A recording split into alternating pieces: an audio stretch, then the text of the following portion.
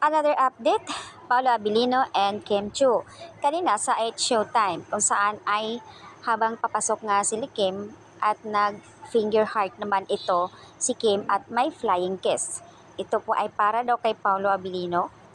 Aba, ang mga Kimpaw talaga sobrang kinilig sa every time naman na mayroong gagawin si Kim Chu sa 8 Showtime. Ang sinasabi talaga nila palagi na para daw kay Paolo Avellino. Kaya naman ay halos araw-araw nagtitrending itong si Kim Chu. Samantala, kanina ay tinawag naman ni Kim na daddy and mami si Vilma Santos at tinawag din ni Vilma Santos si Kim Chu ng bibi.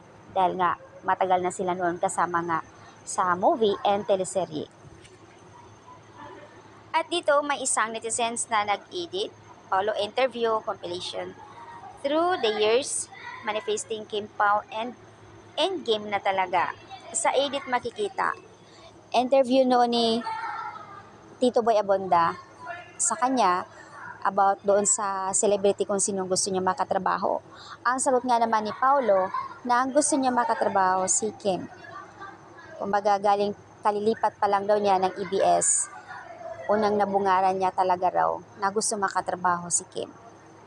Tinanong naman siya ng isang interviewer kung sino nga yung celebrity na gusto niya, crush niya. Aba, si Kim naman ang sinabi, ang tagal-tagal na nitong mga video na ito pero nahalungkat pa rin talaga ng mga Kimpaw.